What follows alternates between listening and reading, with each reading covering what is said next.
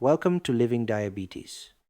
Today, what diabetes actually is, explained from the very beginning. Maybe you just heard the word diabetes from a doctor and your stomach dropped. Maybe you're caring for someone you love, or you're simply curious about a condition that touches nearly 1 in 10 people worldwide. Whatever brought you here, I want to take the fear and the jargon out of it and just explain, plainly, what's going on inside the body. Let's start with sugar. Your body runs on a fuel called glucose, which is a simple sugar that nearly every cell uses for energy. When you eat a meal, your body breaks much of that food down into glucose and releases it into your blood, ready to be used. Think of glucose as the petrol that keeps a car moving. Your brain needs it, your muscles need it, your heart needs it. Every organ depends on this one little sugar to do its job. Here's the part most people never learn. The glucose floating in your blood can't just stroll into your cells on its own. It needs a key to unlock the door, and that key is a hormone called insulin. A hormone is simply a chemical messenger your body makes to tell other parts what to do. Insulin is made by your pancreas, a small organ tucked behind your stomach that you probably never think about.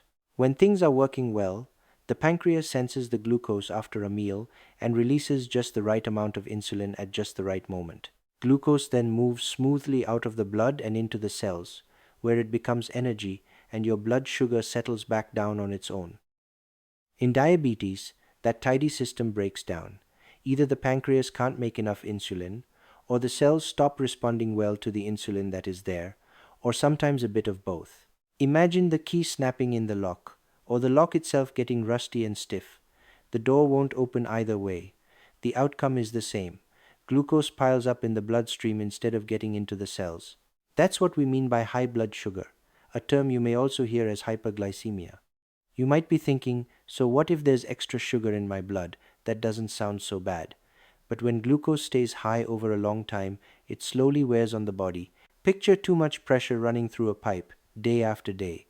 Eventually, the delicate spots start to give. Steady high glucose can quietly harm the tiny blood vessels in your eyes, your kidneys, your nerves, and your heart. That's exactly why keeping glucose in a healthy range is the heart of managing diabetes. And the encouraging news is that this is something you and your care team can work on together. Now, I want to be very clear, because there's so much shame wrapped around this condition.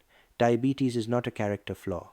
It is not caused by eating too many sweets as a child, whatever your aunt may have told you, and it is not a punishment for poor choices. It's a complex condition shaped by genetics, environment, and yes, sometimes lifestyle, but it can show up in anyone, no matter their weight or how healthy they look from the outside. There are a few different types, and we'll give each its own episode. In short, type 1 diabetes is an autoimmune condition, which means the body's own defense system mistakenly attacks the insulin-making cells in the pancreas. People with type 1 make little or no insulin and need to take insulin every day to live. It often appears in childhood or young adulthood, though it can begin at any age. Type 2 is far more common, making up roughly 90 to 95% of all cases.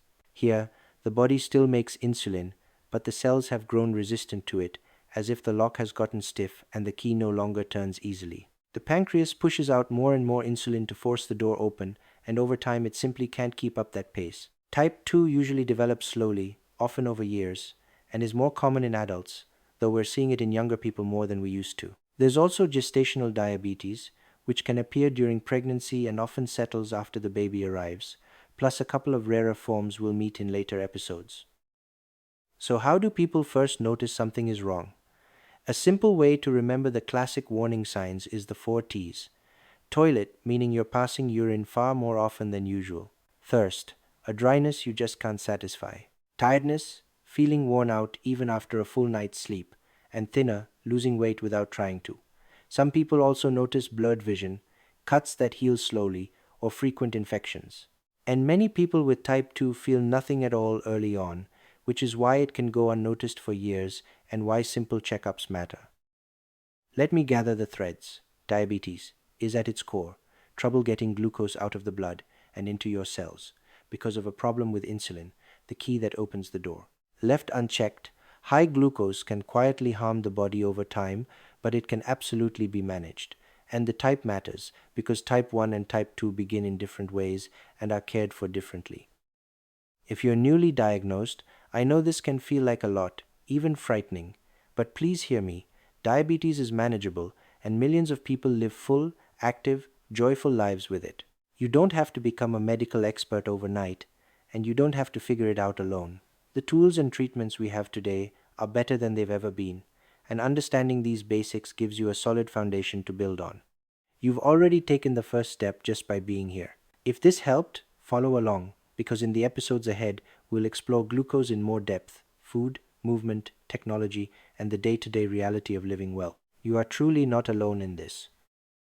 This episode is for education only and isn't a substitute for personal medical advice. Always talk to your own care team about your situation.